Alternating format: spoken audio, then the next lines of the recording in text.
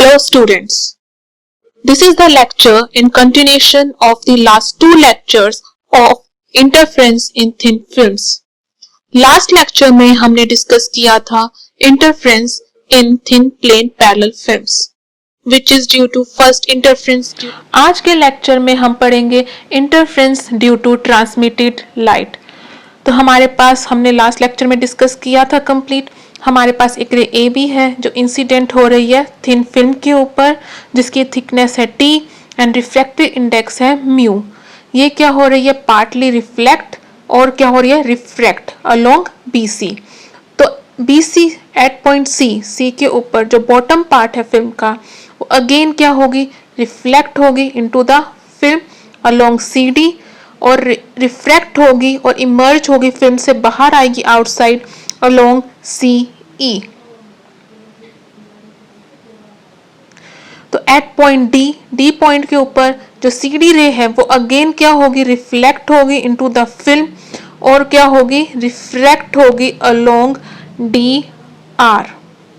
तो B Q और D R हमें क्या मिलती हैं, दो रिफ्लेक्टेड रे जिसका हमने इंटरफ्रेंस जो कि हमें क्या देंगे, इंटरफ्रेंस पैटर्न देंगी। जैसे बी क्यू और डी आर हमें क्या लेंगे, एक सोर्स से आ रही है S1 और S2 से जो कि क्या है आपस में कोहेरेंट होंगे।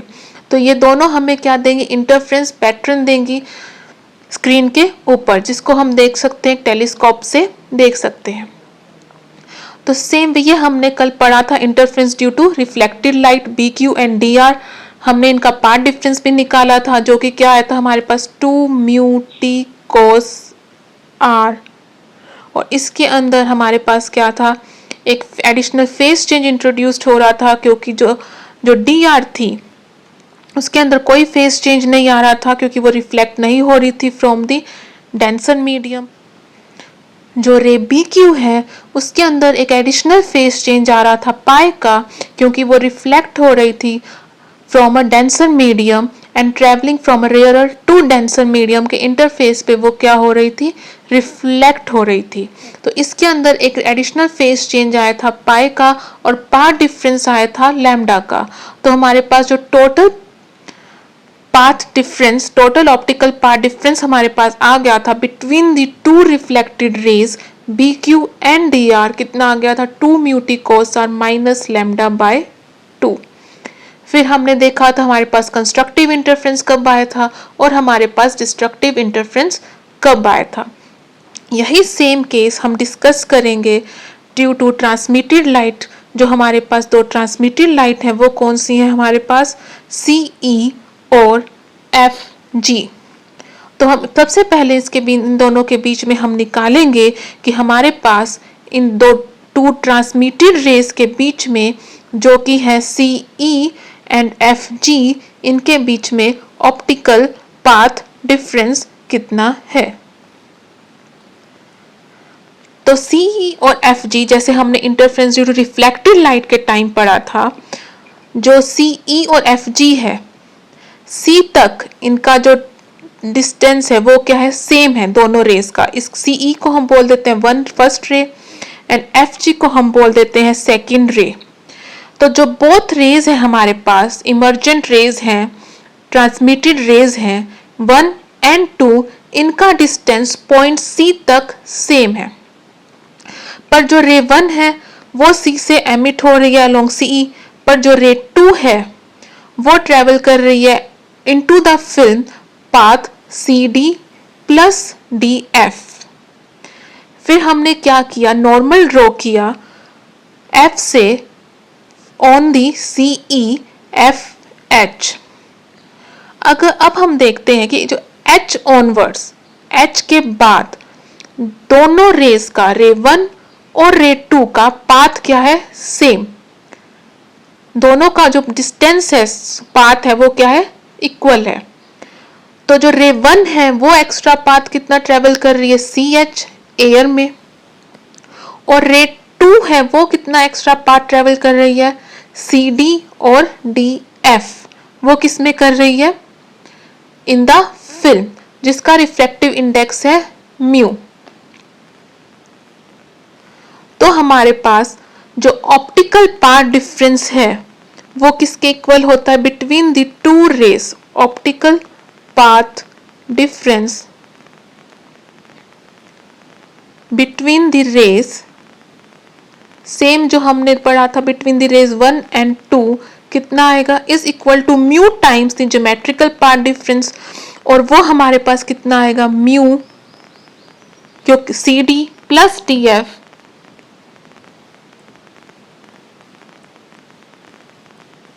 माइनस एयर का रिफ्रैक्टिव इंडेक्स होता है 1, तो माइनस होगा सी एच। अब हमें क्या निकालनी है वैल्यू, सी डी की, डी एफ की, सी एच की, और हम यहाँ पे पुट कर देंगे और हमारे पास क्या आ जाएगा, ऑप्टिकल पाथ डिफरेंस।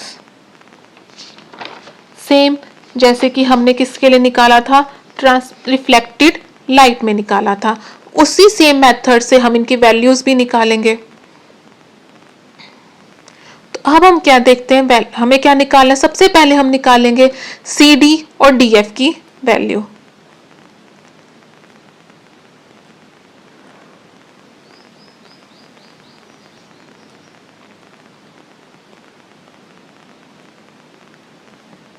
अब हमारे पास क्या है, यहां से हमने डीएल एक नॉर्मल ड्रॉ किया है on the bottom surface of the film. तो हमारे पास ये 2 ट्रायंगल्स बन गए, C D L and D L F. Angle C D L और एंगल एल डी एफ ये किसके इक्वल है, R R, angle of refraction. तो ये हमारे पास क्या होंगे, दोनों इक्वल, ये 90-90 है, तो डीएल क्या हो गया, कॉमन, तो ये दोनों एंगल आपस में क्या होंगे, कॉन्ग्रुएंट होंगे। तो सी डी हमारे पास क्या आ गया, is equal to D F, और सी एल हमारे पास किसके इक्वल आ गया, is equal to L F. तो C D is equal to D F, तो C D plus D F को हम क्या लिख सकते हैं, 2 टाइम्स सी डी। तो अब हमें क्या निकालना है, सी डी की वैल्यू, वही क्या होगी, डी एफ की वैल्यू। तो सी डी की वैल्यू क्या निकालेंगे हम लोग, हमारे पास फिल्म कितनी है, टी थिकनेस की, तो जो डी एल है उसकी वैल्यू कितनी होगी, टी, डी एल किसके बराबर होगा, टी के बराबर। तो हमें क्या चाहिए, सी डी, ये क्या है हमारे पास, हाइपोटेनस, ये क्या है, परपेंडिकुलर, और ये क्या है, बेस। और हमारे पास b अपॉन एच क्या होता है, कोस। तो यहां पे हाइपोटेनस अपॉन बेस क्या होगा हमारे पास, 1 अपॉन कोस। तो हाइपोटेनस यहां पे हमारे पास क्या है, सी डी, और बेस क्या है, डी एल। तो यहां पे हम पुट कर देते हैं, तो हमारे पास क्या आ जाएगा, हाइपोटेनस क्या है हमारे पास, सी डी, बेस क्या है, डी एल, ये किसके इक्वल है, कोस ऑफ आर।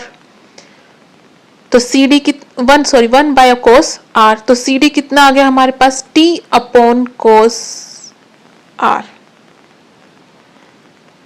तो हमारे पास जो सी डी है वो कितना आ गया, टी अपॉन कोस आर, और जो सी डी है वो किसके बराबर है, डी एफ के बराबर है। तो हमारे पास क्या आ गया, सी डी किसके इक्वल आ गया, टी अपॉन कोस आर। तो C D plus D F हमारे पास किसके इक्वल आ गया, 2t divide by cos R. Same अब हमने क्या निकालना है, सी एच।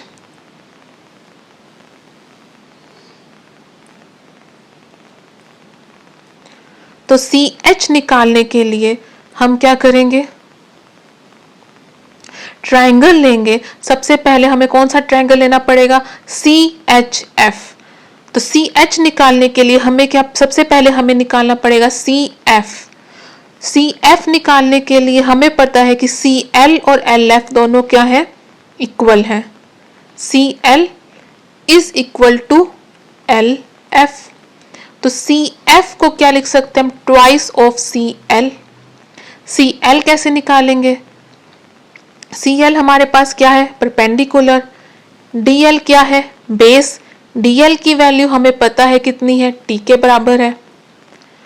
तो C L upon D L हमारे पास किसके इक्वल आएगा, टेंजेंट आर, क्योंकि परपेंडिकुलर अपॉन बेस हमारे पास क्या होता है, टेंजेंट। तो सी एल हमारे पास किसके इक्वल आएगा, टी टेन आर। और सी एफ हमारे पास किसके इक्वल आ जाएगा, टू टी टेंजेंट आर। तो अब हमारे पास क्या आ गया, सी एफ हमारे पास आ गया। सी एफ हमने किसके इक्वल निकाल लिया, टू टी टेंजेंट आर। तो अब हम देखेंगे in triangle C H F, in triangle C H F.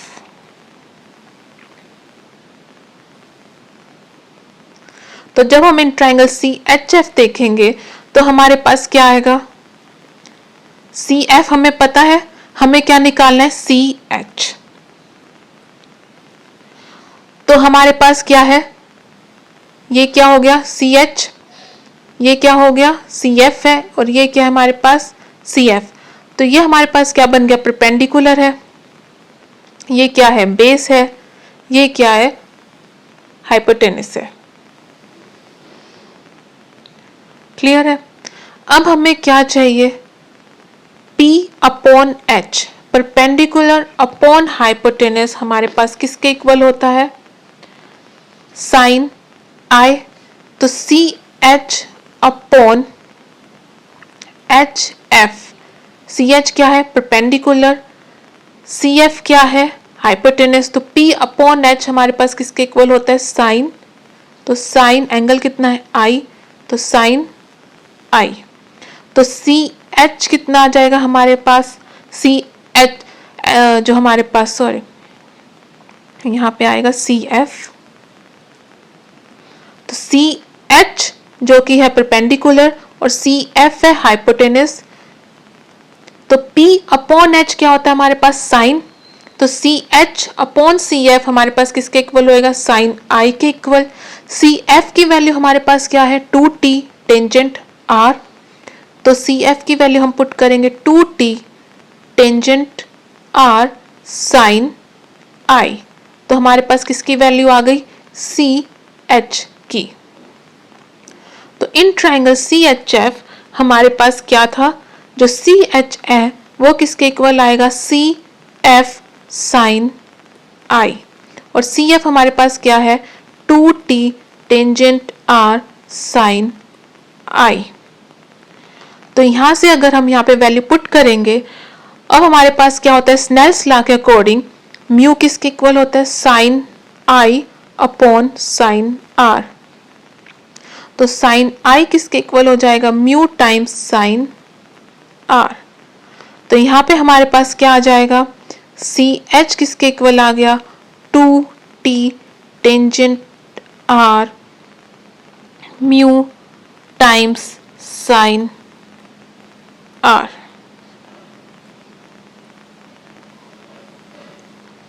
और हम क्या लिख सकते हैं, टेंजेंट आर को हम लिख सकते हैं sine R upon cos R. तो सी एच हमारे पास क्या आ जाएगा, two mu T sine square R divided by cos R. तो ये हमारे पास क्या आ गई, सी एच की value two mu T sine square R divide by cos R. और ये हमारे पास आ गई C D plus D F की वैल्यू जो है two T cos R. C H की वैल्यू हमारे पास कितनी आ गई, two mu T sine square R divided by cos R. और C D plus D F की वैल्यू कितनी आ गई, टू टी कोस आर। इन दोनों वैल्यूज को हम क्या करेंगे, यहाँ पे पुट कर देंगे, सॉल्व करेंगे और हमारे पास क्या आ जाएगा, optical path difference between the rays 1 and 2। तो हम क्या देखेंगे, एक बार हम एग्जाम में कैसे लिखेंगे एक बार वो देख लेते हैं। हमारे पास हमने क्या ड्रॉ किया, let F H be normal to C E. तो सिमिलरली जैसे हमने interference due to reflected light में निकाला था, optical path difference between the two transmitted waves C E and F G is given by delta, जिसको हम डिनोट करते हैं ऑप्टिकल पाथ डिफरेंस से, is equal to mu times C D plus D F minus C H. तो ये क्या हो जाएगा, इसको सॉल्व करेंगे हम लोग। सी डी और डी एफ की वैल्यूज हमारे पास क्या आएंगी, टी अपॉन कोस आर, जो कि हमने देखी थी। हमारे पास जो है सी एच की वैल्यू क्या आएगी, 2 mu T sine square R divided by cos R. ये भी हमने देखा था कि हमने कैसे निकाली है, कि from triangle C D L हमारे पास क्या, सी एल किसके इक्वल होगा, टी टेंजेंट आर, और सी एफ किसके इक्वल आ जाएगा, 2t टेंजेंट आर। जो हमारे पास ये दो ट्रायंगल थे सी एच एफ, उसमें हमने सबसे पहले सी एफ निकाला, जिसमें सी एल और एल एफ दोनों क्या थे, आपस में बराबर। तो जो सी एल और एल एफ दोनों आपस में क्या है, इक्वल है। तो हमने सी एल निकाला। सी एल निकालने के लिए हमने क्या यूज किया, right angle triangle C L D. C L upon L D is equal to tangent are. तो सी एल कितना आ जाएगा हमारे पास, जो डी एल है उसकी वैल्यू है टी, तो सी एल कितना आ गया, टी टेंजेंट आर। तो C L is equal to L F, तो सी एफ कितना आ गया, C L plus L F, 2 times of C L, 2t tangent are.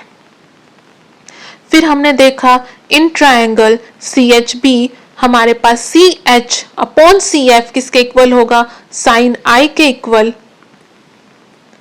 तो C H upon C F हमारे पास क्या आ गया, साइन आई। तो C H is equal to C F sine I. C F की वैल्यू है 2t tangent R sine I. Snell's law हमारे पास क्या कहता है, mu is equal to sine I upon sine R. तो sine I is equal to आ गया हमारे पास mu time sine R. C H आ गया हमारे पास 2t tangent R mu sine R. C H is equal to 2 mu T sine square R divided by cos r. अब put ये सारी values C D, D F और C H की values हम किस में पुट कर देंगे, ऑप्टिकल पार्ट डिफरेंस में। हमारे पास क्या आ जाएगा, 2 mu T cos r into 1 minus sine square r. इसको सॉल्व करेंगे तो हमारे पास ये क्या आएगा, cos square r. Cos r से एक कोस आर कैंसिल, तो हमारे पास ऑप्टिकल पार्ट डिफरेंस कितना आ जाएगा, 2 म्यू टी कोस आर। अब जब हमने interference due to reflected light पढ़ा था, तो उसके अंदर हमारे पास एक एडिशनल पार्ट डिफरेंस इंट्रोड्यूस्ड हो गया था। किस वजह से, क्योंकि जो दो रे थी, जो एक रिफ्लेक्टेड रे थी जो हमारे पास आ रही थी, बी क्यू और डी आर, हमारे पास दो रिफ्लेक्टेड रेज थी। जो बी क्यू रिफ्लेक्टेड रेज थी वो डेंसर मीडियम से रिफ्लेक्ट हो रही थी। जब ट्रेवल करती from rare to denser medium interface से रिफ्लेक्ट हो रही थी, तो इसके अंदर एक एडिशनल फेज चेंज इंट्रोड्यूस्ड हो गया था पाई। पर जब हमने ट्रांसमिटेड रेज देखी सीई और एफ जी, इन दोनों में कोई भी एडिशनल फेज चेंज इंट्रोड्यूस नहीं हो रहा है, क्योंकि कोई भी लाइट है वो रिफ्लेक्ट नहीं हो रही है फ्रॉम दी रेयर से डेंसर में। तो हमारे पास इसके अंदर क्या नहीं आ रहा, कोई भी एडिशनल फेज चेंज नहीं आ रहा पाई का, या पाथ डिफरेंस नहीं आ रहा किसका, लैम्डा बाय 2 का। तो इसके अंदर क्या है हमारे पास, there is no additional path difference lambda by 2 as reflection takes place from a rarer medium. तो इसके अंदर हमारे पास क्या होगा, सेम फिल्म हमारे पास कब ब्राइट नजर आएगी, जब ऑप्टिकल पाथ डिफरेंस क्या होगा, integral multiple of lambda 2 mu T cos r is equal to n lambda, and film will appear dark if 2 mu t cos r is equal to 2n plus 1 lambda by 2। हमने जब reflected light पढ़ा था तो हमें क्या मिले था, bright नजर आएगा जब 2 mu t cos r is equal to 2n plus 1 lambda by 2, और ब्राइट नजर आएगा जब 2 mu t cos r is equal to n lambda। इसका मतलब है कि जो रिफ्लेक्टेड और ट्रांसमिटेड सिस्टम्स हैं वो आपस में क्या है, कॉम्प्लीमेंट्री। मतलब जब रिफ्लेक्टेड सिस्टम में हमें जहाँ पे ब्राइट मिलेगा, ट्रांसमिटेड सिस्टम में हमें वहाँ क्या मिलेगा, डार्क।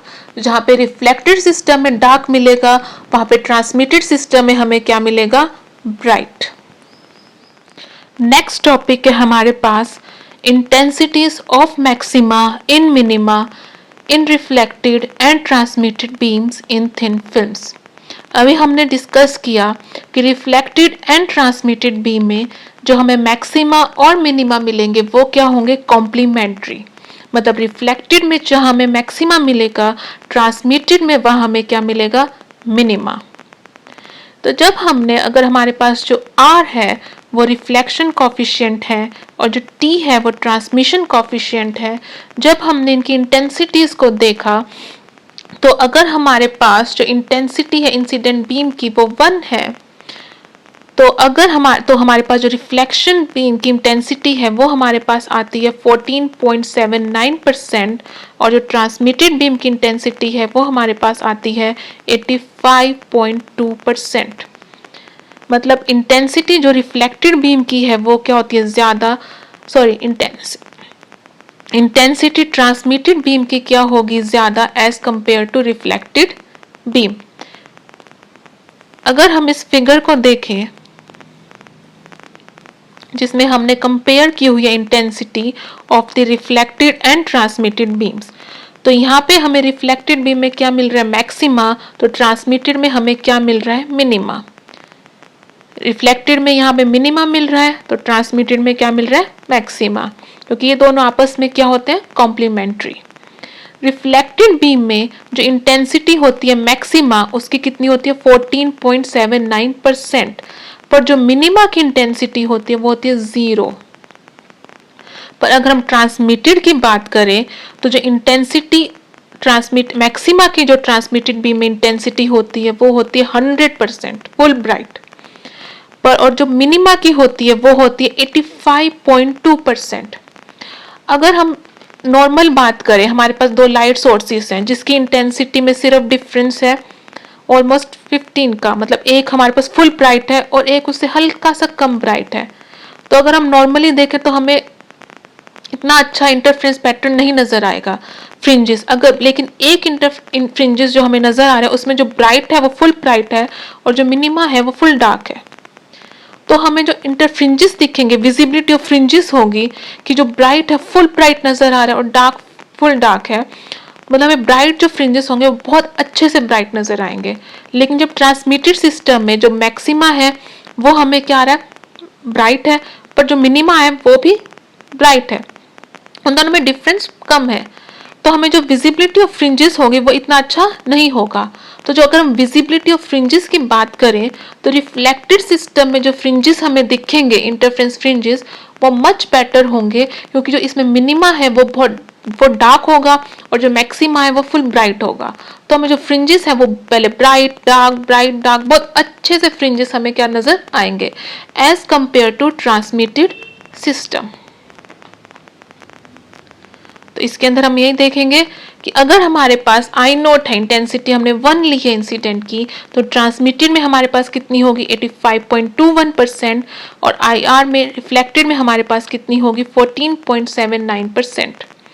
तो इन रिफ्लेक्टेड सिस्टम में intensity of interference maxima will be 14.79% of the incident intensity and intensity of minima will be 0. Or in the transmitted system, intensity of maxima will be 100% and the intensity of minima will be 85.21%. Thus, the visibility of fringes, जो fringes हमें नजर आएंगे reflected system में, वो हमें क्या होगा, much higher than on the transmitted light.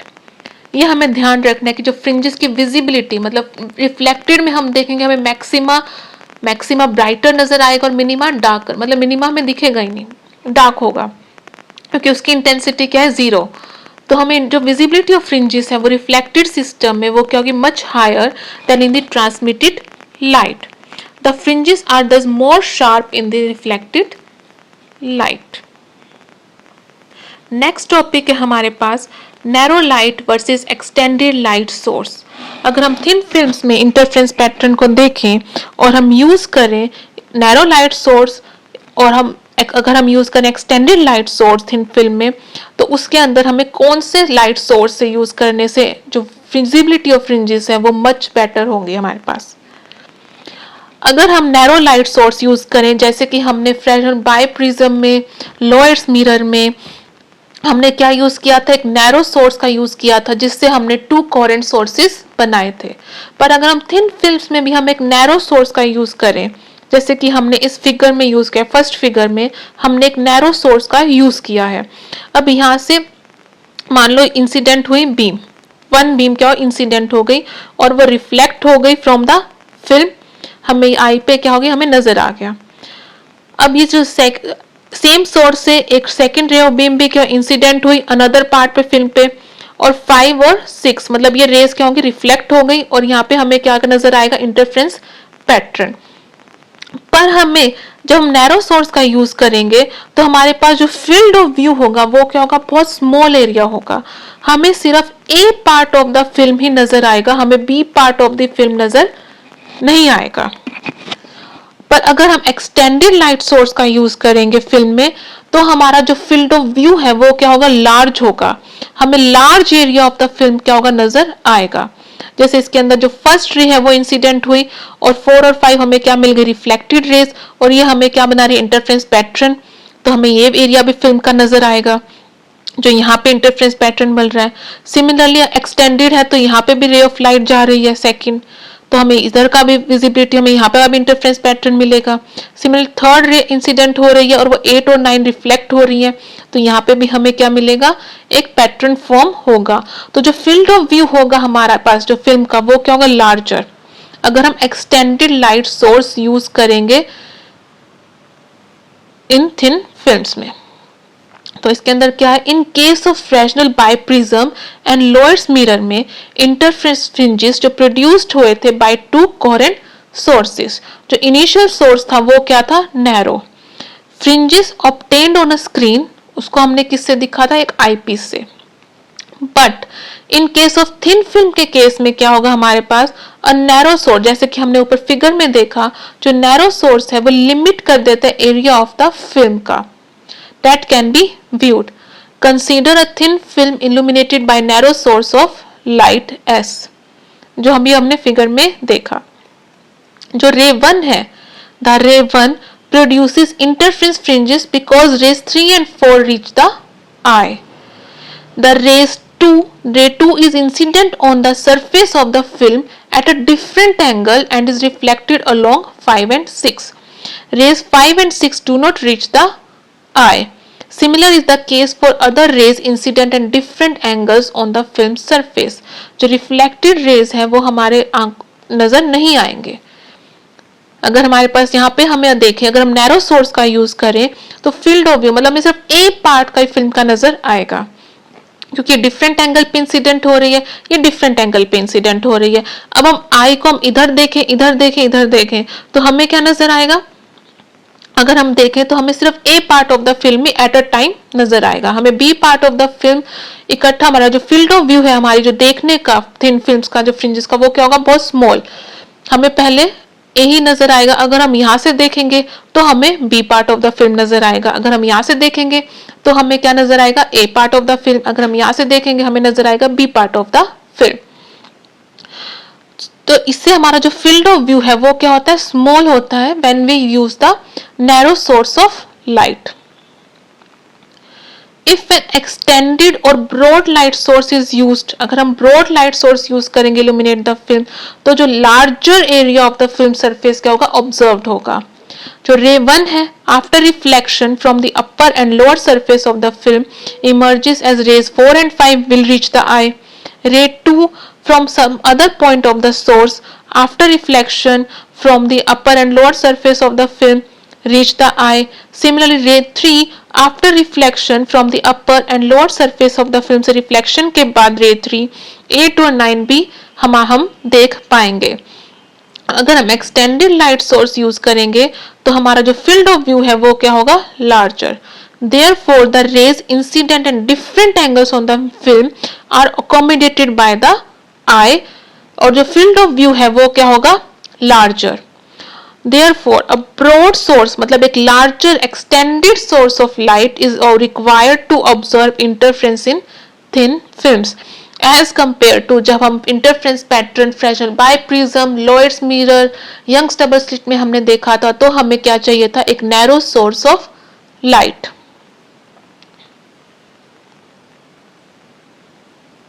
Next है हमारे पास टॉपिक है production of colours in thin films. ये हमें पता है कि जब भी हम थिन फिल्म को मोनोक्रोमेटिक लाइट से नजर करवाएंगे तो हमारे पास जहां पे हमारे पास और उसको हम रिफ्लेक्टेड लाइट में देखेंगे, मतलब and is seen in reflected light, it will appear bright. कहां पे हमें ब्राइट नजर आएगा? जहां पे पार्ट डिफरेंस क्या होगा हमारे पास, 2 म्यूटी कोस आर, ये कंडीशन को फॉलो करेगा, वहां पे हमें क्या आएगा? ब्राइट नजर आएगा। और जहां पे ये कंडीशन फॉलो हो रही होगी वहां पे हमें क्या नजर आएगा? डार्क नजर आएगा। तो हमें ब्राइट डार्क नजर आएगा। तो अगर हम पार्ट डिफरेंस देखें तो पार्ट डिफरेंस किस किस पे डिपेंड कर रहा है? म्यू पे, टी पे, आर पे, जो एंगल ऑफ इंक्लिनेशन है, और लैम्डा पे। तो हमारे पास जो थिन फिल्म है, थिन प्लेन पैरेलल फिल्म है, उसमें रिफ्रैक्टिव इंडेक्स क्या है? कांस्टेंट। टी भी क्या है? कांस्टेंट। तो म्यू टी क्या है?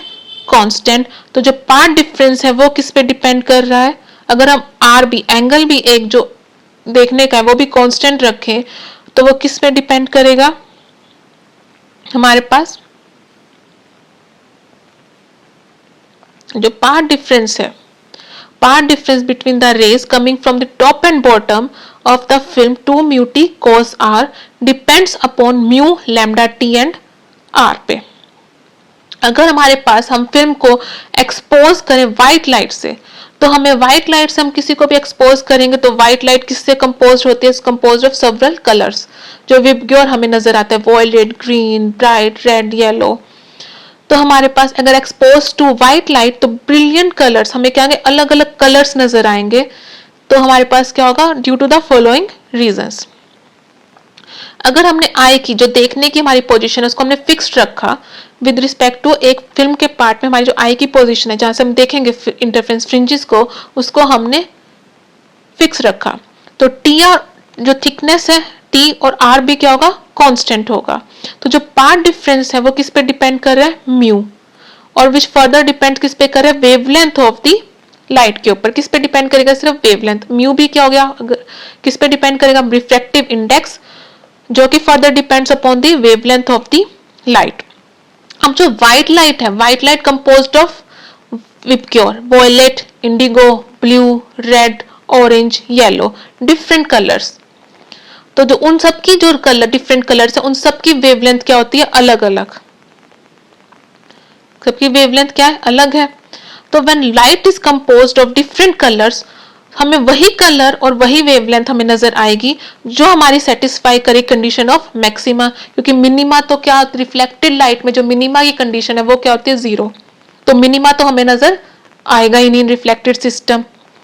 हमें सिर्फ क्या नजर आएंगे? वही कलर्स नजर आएंगे जो हमारी सेटिस्फाई करेंगे कंडीशन कौन सी? मैक्सिमा की कंडीशन को।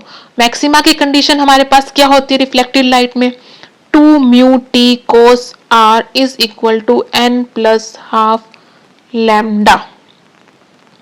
तो हमारे पास हमें क्या होगी? फिल्म क्या होगी? कलर्ड नजर आएगी। कहीं पे हमें ब्लू, कहीं पे हमें ग्रीन, कहीं पे हमें रेड नजर आ रहा है, तो फिल्म क्या होगी? कलर नजर आएगी। अभी हमने क्या रखा था? आई की पोजीशन थी fixed. If the film is seen with eye in different position, eye की पोजीशन क्या डिफरेंट है, तो जो एंगल ऑफ इंसिडेंस है और एंगल ऑफ रिफ्रैक्शन है वो भी क्या होंगे? चेंज। आई और आर चेंज होगा। जो पार्ट डिफरेंस है वो किस पे डिपेंड करता है? 2 म्यू टी cos r है, तो जो पार्ट डिफरेंस है वो भी क्या होगा? चेंज होगा। तो हमारे पास अगर हम अब फिल्म को डिफरेंट डिफरेंट डायरेक्शन में देखें तो हमें डिफरेंट डिफरेंट कलर नजर आएंगे। क्योंकि अगर हम यहाँ पे, अगर हमने मतलब यहाँ पे हमारे पास फिल्म है, यहाँ से हम देख रहे हैं, तो यहाँ से जो एंगल होगा आई का वो क्या होगा? अलग होगा। और आर एंगल ऑफ रिफ्लेक्शन क्या होगा? अलग होगा। तो जो अलग अलग कलर्स क्या होंगे? सेटिस्फाई करेंगे कंडीशन ऑफ मैक्सिमा, जो कि 2 mu t cos r is equal to n plus half lambda. अगर हम यहाँ से देखें तो हमारे पास अलग कलर सेटिस्फाई करेंगे कंडीशन ऑफ मैक्सिमा। तो हमें जो थिन फिल्म के ऊपर कलर है वो हमें क्या नजर आएगा? अलग अलग कलर नजर आएंगे। समटाइम्स हम देखते हैं कि हमें जब सोप बबल होती है, हमारे पास कोई भी बबल बनता है सोप का, तो उसमें हमें कलर डिफरेंट डिफरेंट कलर्स नजर आ रहे होते हैं। तो वो भी इसी के कारण होता है, interference in thin films due to reflected light.